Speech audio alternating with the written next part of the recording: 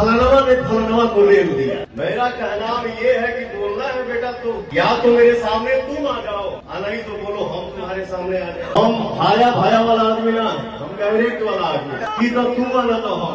पवन नहीं करता है, पवनवा नहीं करता है। हमारी ताकत आप है, हमारा जोश आप है, हमारा स्वाभिमान आप है। तो पवन सिंह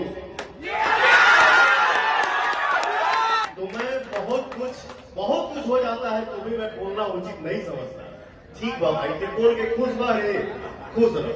एगो गांव में बाबा के तबीयत खराब भइल, गांव के लड़का पूछले से बाबा काहे कि अब झूठो के ही कहे बड़ा जा राम राम करो। बाबा कहले कि बेटा अब एजा से कहा राम राम करे के बाद अब डायरेक्टे बात हुई, अब सामने सामने बात हुई, एजा से क्या बोली।